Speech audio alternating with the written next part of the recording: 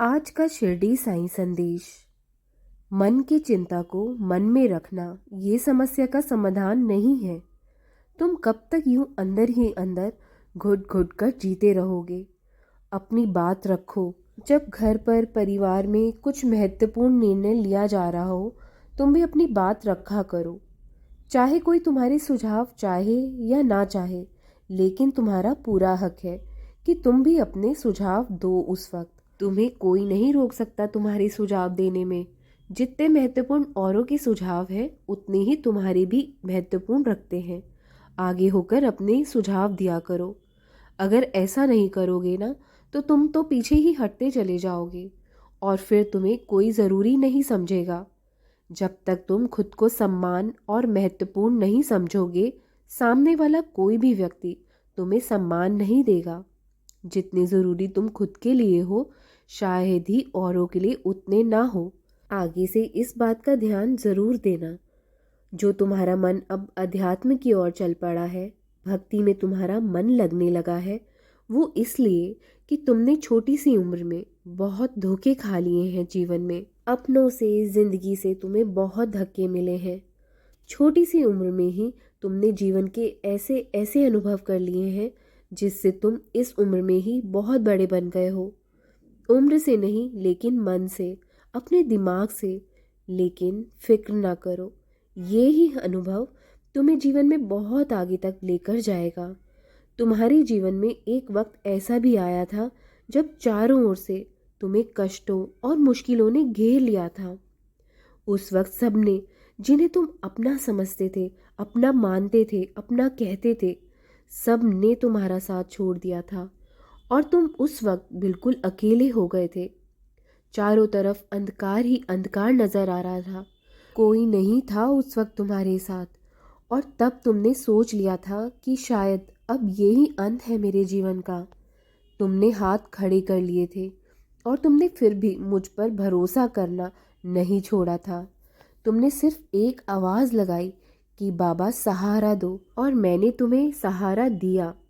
उस वक्त तुम पर इतनी बड़ी विपत्ति आने वाली थी जिसे मैंने अपने ऊपर ले लिया था, और इसका तुम्हें ज़रा भी अनुमान भी नहीं कि वो विपत्ति कितनी बड़ी थी जो तुम पर आने वाली थी। उस वक्त तुम्हारी श्रद्धा और सबूरी की जीत हुई थी। फिर अब थोड़ी सी ही जीवन में समस्या आती है तो तुम इतनी जल्दी क्यों हार मान जाते हो? क्यों टूट कर बैठ जाते हो?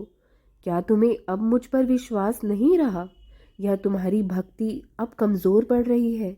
जब उस समय तुम्हारे बाबा ने तुम्हारा साथ नहीं छोड़ा था, तो आगे भी नहीं छोड़ूंगा मैं तुम्हारा साथ। मुझ पर दृढ़ विश्वास बनाकर रखो। मैं तुम्हें मुश्किल से मुश्किल परिस्थिति से बाहर निकालूंगा। चिंता मत करो। व्यर्थ की चिंताओं में समय खराब मत किया करो। तुम्हारा समय जो है वो बहुत अमूल्य है। इसे नाम चिंतन में लगाया करो, नेक कर्मों में लगाओ। और जिन रिश्तों को मैंने तुमसे दूर किया है ना, उसमें तुम्हारी ही भलाई छिपी है। वो रिश्ते सिर्फ नाम के ही रिश्ते थे। वो तुम्हारे कभी थे ही नहीं अपने। उन लोगों में तुम्हारे लिए केवल और केवल द्वेष, घृणा, नफरत के अलावा कुछ नहीं था, और वो कभी भी तुम्हारे अपने हो ही नहीं सकते। इसलिए उनसे दूर रहना ही तुम्हारे लिए बहुत अच्छा है। और जो अपने होते हैं वो कभी भी मुश्किल वक्त देखकर तुम्हें छोड़कर नहीं जाते। वो हमेशा तुम्हारा सहारा बनते, तुम्हारा साथ देते। ऐसे स्वार्थी रिश्तों से बेहतर है कि तुम अकेले ही रहो। इसी में तुम्हारी खुशी है। इसलिए उनसे दूर रहना ही तुम्हारे लिए बहुत अच्छा है। मैं जब साथ हूँ तुम्हारे, तो तुम्हें जीवन में किसी भी चीज़ की कोई कमी नहीं होगी। मेरे नाम से ही तुम्हारी सारी मुश्किलें आसान होती चली जाएंगी।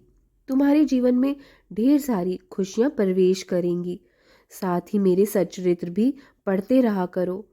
वहाँ तुम्हारे हर संशय का, हर प्रश्नों का तुम्हें उत्तर मिलता चला जाएगा।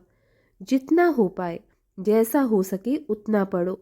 मैं अपने बच्चों को किसी भी आडंबर में फंसने के लिए कभी नहीं कहता हूँ, और कभी भी मैंने किसी भी चीज़ में नहीं बोला है। मेरी भक्ति करना बहुत ही सरल और आसान है। बस मुझे याद कर लिया करो दिल से, और सिर्फ अपने भाव अर्पित कर दिया करो। मैं उसी में बहुत प्रसन्न हूँ। मैं खुद आकर तुम्हारे सारे काज सवार दूंगा।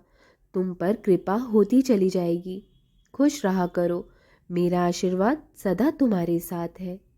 राम कृष्ण हरि, राम कृष्ण हरि, राम कृष्ण हरि।